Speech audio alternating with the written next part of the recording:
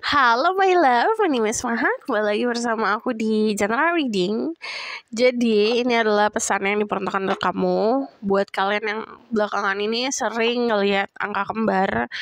Mungkin aku udah buat beberapa kali karena in my life orang-orang sekitar aku dan diriku sendiri lagi sering ngelihat alignment itu gitu, ngeliat angka kembar entah itu 11-11, 12-12, even angka-angka lainnya. Jadi kita bakalan kulik kenapa, apa yang terjadi dalam hidup kamu dan apa yang akan terjadi, pesan apa dari semesta. Untuk kalian yang baru channel aku, hai, gimana caranya? Just focus on yourself, fokus sama diri kamu sendiri. Mungkin sebutkan pertanyaan dalam hati, but aku percaya siapapun yang klik video ini berarti pesannya untuk kamu, karena tidak ada yang kebetulan ini. Jadi nanti kalau ngomongin soal zodiak, please check some rising, Venus, and Vedic rising. Zodiak itu bukan sebagai penentu ini buat kamu atau enggak, tapi zodiak itu mungkin secara energi ada pesan lainnya. Jadi trying to understand atau mencoba untuk memahami sifat di balik zodiak itu seperti apa, dan zodiak itu sebenarnya cuma sebagai pemanis aja. Dan kalau untuk disclaimer lainnya aku tulis aja di bawah, oke? Aku kangen sama kalian.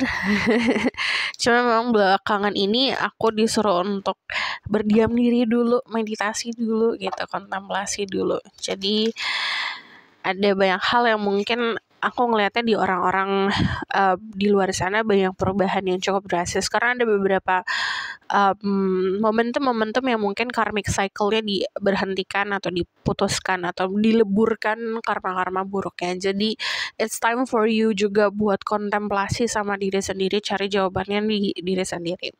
So kita bakal lihat why you see a lot of angel number. Kenapa kalian sering lihat angel number? Spirit cutting love and power.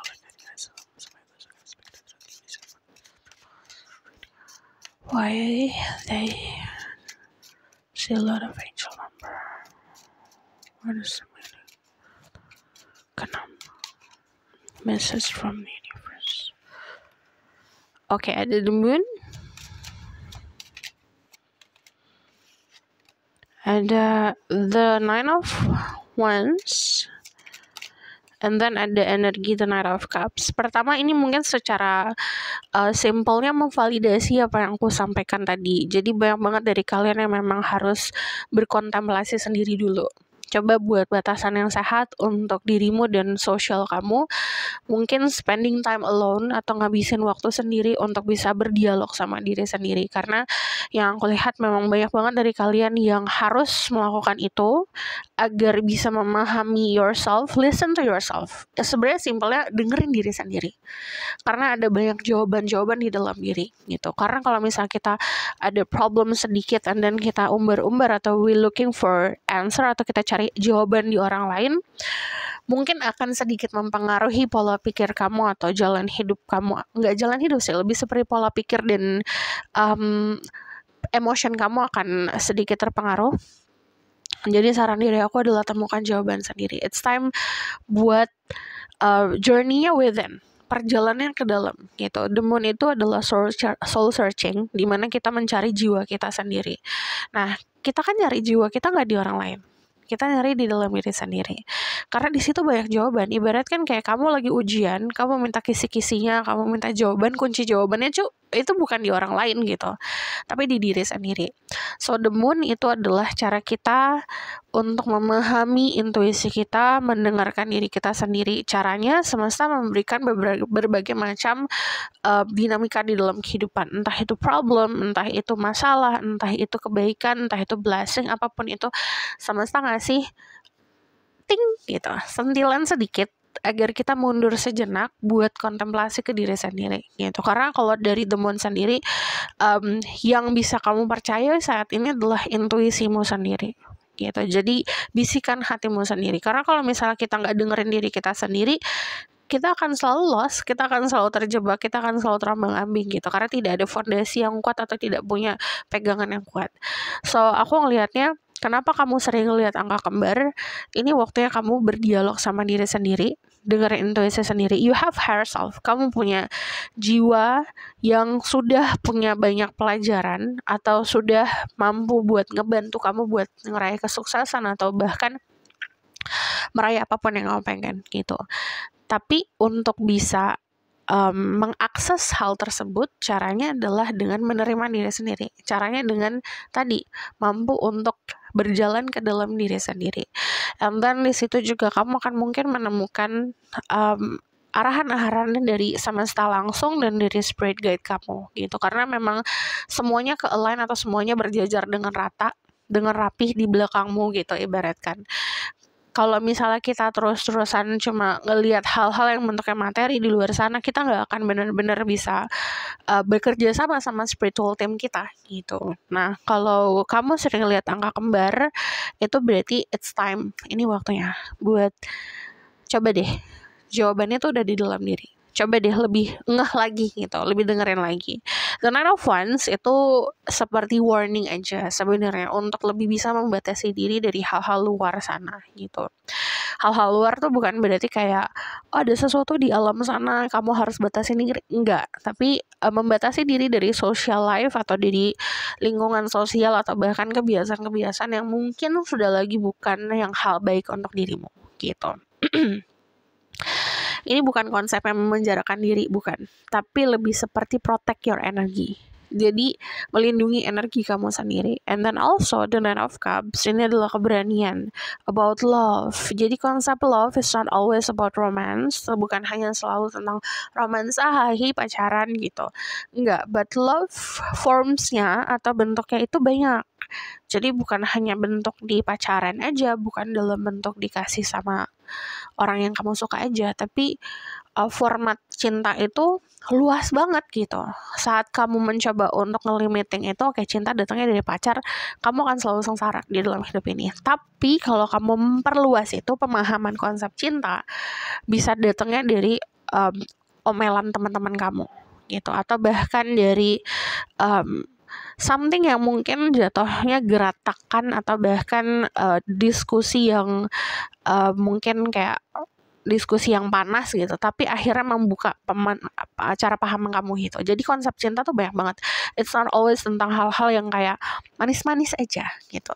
Sometimes cinta dari semesta mungkin datangnya dari sentilan-sentilan itu. Jadi saat kita memperluas pemahaman kita akan lebih banyak cintanya gitu. Saat energi kita menanamkan energi cinta tersebut yang banyak itu dan berbagai macam bentuk, kita akan menarik lebih banyak lagi. Nah, ini disaranin untuk lebih berani soal cinta. Entah itu you missing someone, entah itu kamu kayak apa ya, bentuknya cinta sama saudara, bentuk cinta sama Tuhan gitu. Beranikan diri untuk menunjukkan itu gitu. Jadi kalau energi The Nine of Cups sendiri, ini bukan, walaupun banyak banget yang mungkin datangnya saat kamu ngelihat angka-angka kembar itu, kamu udah align atau sudah sejalur sama si jodohmu gitu, atau sama orang-orang yang memang diperuntukkan untuk dirimu di tahun ini atau di hidupmu. Tapi ini juga bentuknya lain gitu, bisa cinta diri semesta atau bahkan cinta diri alam bawah sadar dirimu sendiri gitu. So aku bakalan lihat the bottom of the deck, ada the Tower. Ini konsep perubahan. And then belajar untuk tidak terlalu banyak overthinking. Feeling itu come and go. Iya, pasti ada hal-hal yang mengejutkan, hal-hal yang bikin sakit hati. Iya, di dalam kehidupan ini nyata gitu. But saat kita memahami kalau misalnya yang namanya perasaan dan problem itu datang dan pergi gitu, tidak selamanya ada, tidak selamanya harus kita pegang gitu. Saat kita mampu untuk releasing, kita mampu untuk memaafkan atau bahkan melepaskan, itu akan terganti dengan hal yang lebih baik gitu. So energi The Tower sendiri, ada hal-hal yang tadi aku bilang bentuknya kayak sentilan dari semesta, entah itu bentuknya problem, ujian dan segala macam, itu bukan artinya semesta jahat sama dirimu, tapi caranya semesta untuk mencintai diri kamu lebih lagi dengan cara merubah pola pikir kamu atau merubah jalan hidupmu atau bahkan merubah lifestyle dirimu. Ada hal-hal yang memang harus kamu release, terutama di dalam kepalamu sendiri. Entah itu negative thinking, entah itu terlalu condong untuk memikirkan hal-hal yang buruk gitu. Jadi di sini diterima gitu. So aku bakalan lihat what will happen after you see angka-angka kembar ini. Apa yang terjadi setelah kamu melihat angka-angka kembar ini? What the universe trying to give to the people watching this video? 7 of Swords,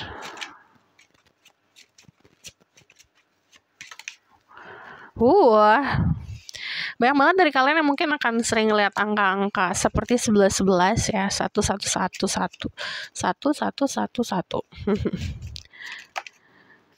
or 2-2.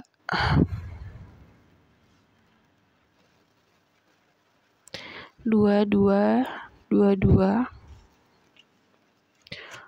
else? One more. Oke. Indah sekali. Jadi ini balik lagi bisa validasi kamu bertemu sama soulmate.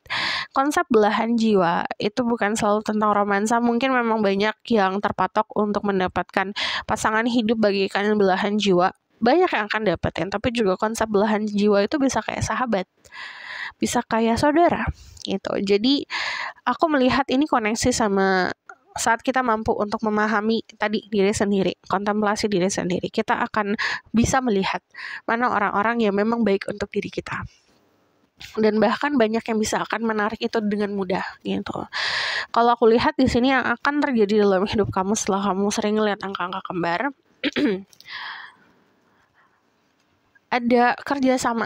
Pertama sama spiritual team kamu, entah sama spirit guide atau sama semesta atau bahkan sama higher self kamu gitu. Kamu bekerja sama dari sisi baik dan buruk. Soal kehidupan kan elemen kehidupan ada positif dan negatif.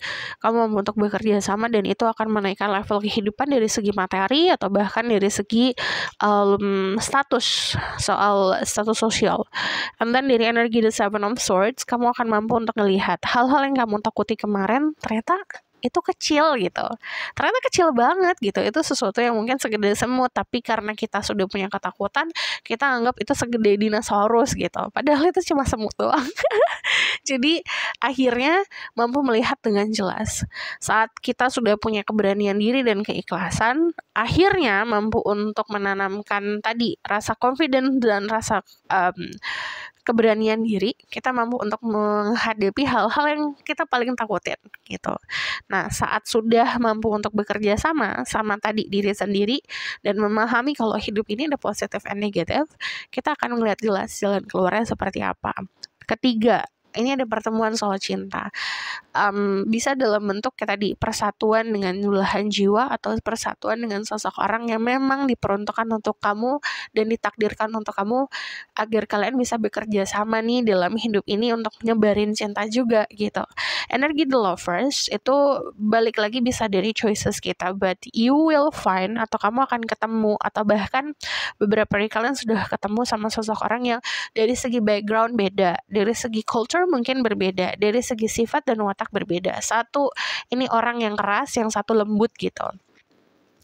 Nah, awalnya mungkin dari perbedaan tersebut agak bikin bingung gitu, agak bikin aduh apa sih nih kok gini banget nih orang gitu. Ini gak sesuai sama apa yang aku pengen nih gitu.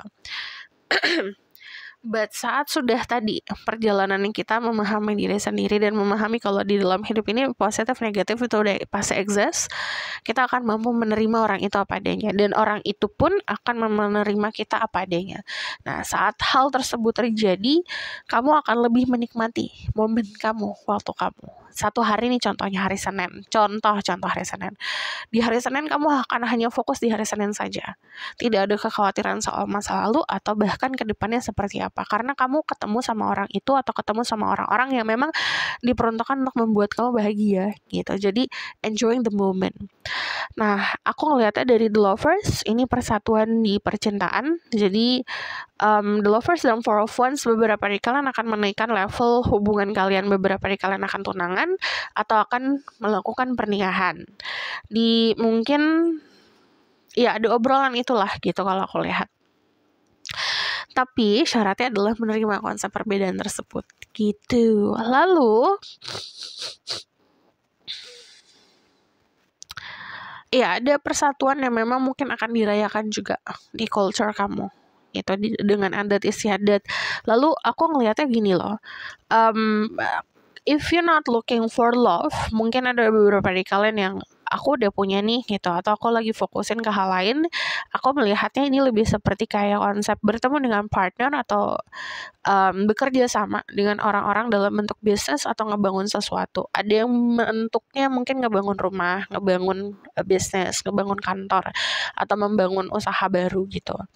Also, dari energi The Two of Swords, cobalah untuk tidak terlalu overthinking dengan tanda-tanda semesta itu gitu. Nikmatin aja gitu. Try to be happy. By the way, saat aku ngomong ini angka kembarnya 15-15. Mungkin beberapa dari kalian akan aware tentang kita kan ada perubahan nih dalam hidup, ada di dalam fase perubahan. Ada orang yang stuck sama fase healing, ada orang yang selesai di fase healing gitu. Jadi healing itu oke, healing itu memang dibutuhkan, tapi jangan sampai kamu terjebak di fase healing tersebut.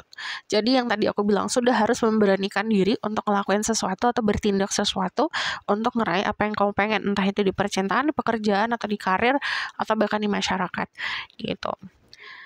Jadi sudah harus ada pergerakannya. The bottom of the deck ada the Fool.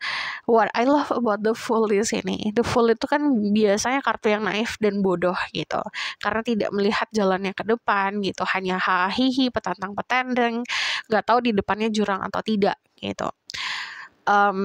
But yang namanya the Fool itu adalah energi murni. Sama kayak anak kecil yang naif, walaupun anak kecil tidak terlalu pandai untuk melangkah atau mengambil keputusan, akan selalu ada parents atau orang tua atau orang-orang dewasa yang melindungi gitu. Konsepnya adalah bukan hanya orang tuamu, tapi bisa saja spirit guide kamu atau Tuhan atau malaikat-malaikat sekeliling kamu yang akan selalu membantu dirimu, even kamu tidak tahu langkahnya kemana gitu. Dari energi The Fool ini, kalau kamu lihat di bawahnya jurang, tapi air jurangnya, dan dia pun mermaid gitu. Dia pun adalah sosok putri duyung yang bisa berenang gitu. Jadi walaupun dia loncat dengan ngasal pun gitu, ngelangkah dengan ngasal pun dia akan aman gitu. Jadi ini validasi dari semesta. Ngelangkah aja kamu akan aman gitu. Aman aja. So aku bakalan lihat ini keyword untuk kedepannya. Ada happiness, ya sering validasi ketemu orang-orang yang sejalan, sefrekuensi sama dirimu gitu. And then ada delight, belajar untuk memudahkan kehidupan kamu dengan cara memudahkan pola pikirmu. Belajar untuk punya rasa penasaran gitu. Ini waktunya kamu belajar, punya rasa penasaran, investasi di leher ke atas, investasi di otak kamu, pemahaman kamu, dan belajar juga untuk bisa memahami saat semesta sudah membersihkan kamu dari sesuatu hal, jangan kotor-kotoran lagi. So aku bakalan lihat, I'm going to see the message from Spirit Guide.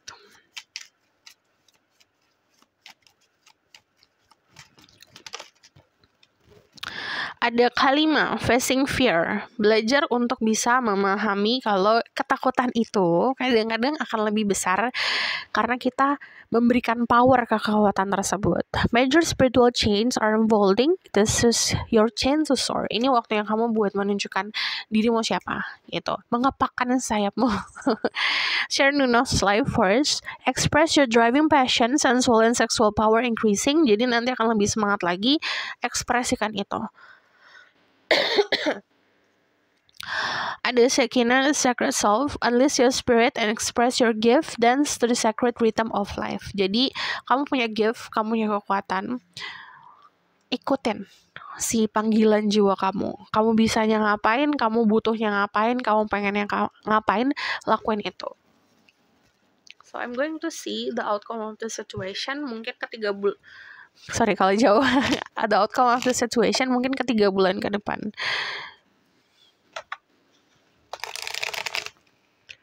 What will happen?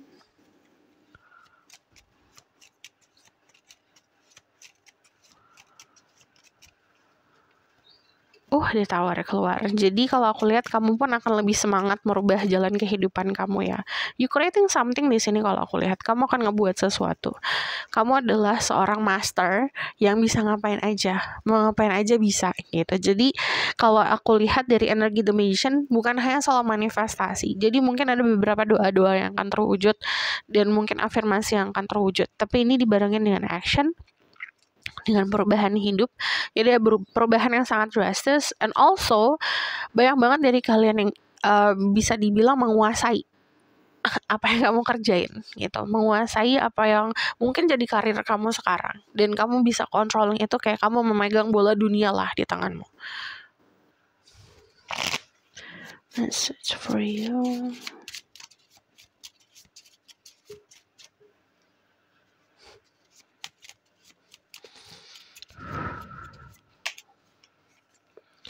Ada ini power di prosperity, power di kekuatan mungkin finansial. Aku ngelihatnya juga ini kekuatan dari spirit guide kamu yang cukup strong. Jadi mungkin akan triple kekuatannya dari yang kemarin. Gunakan itu untuk memprotek diri sendiri dan memprotek atau menjaga jalan kamu untuk meraih apa yang kamu pengen. Syaratnya adalah untuk merilis apa yang harus dirilis, melepaskan apa yang harus dilepaskan. Di sini ada I welcome miracle into my life. Jadi buka tanganmu untuk menerima sebuah keajaiban di dalam hidup kamu. You're exactly where you need to be. Kamu berada di tempat yang tepat, yang harusnya memang kamu berada. The moon itu adalah konsep manifest, jadi yang tadi aku bilang, akan kamu banyak memanifestasi sesuatu dan gunakan intuisi untuk itu, dan ini ada perubahan. Ini waktunya untuk memulai sesuatu. Jadi memulai konsep perubahan itu bukan hanya kayak kamu minta aja lalu diem aja gitu, tapi harus ada action yang dilakukan. Jadi ada sesuatu yang datang dan itu cukup besar. Kamu mau ngambil atau tidak gitu. Jadi balik lagi, intuisi itu temanmu juga untuk saat ini. So this is your reading. Thank you for watching. Kalau misalkan kamu request, silahkan komen di bawah. Kalau kamu mau tahu lanjut, bisa buku reading, link ada di bawah, nomornya di bawah. Dan if you like this video, boleh like, comment, dan subscribe. Jangan lupa share, next reading. Bye!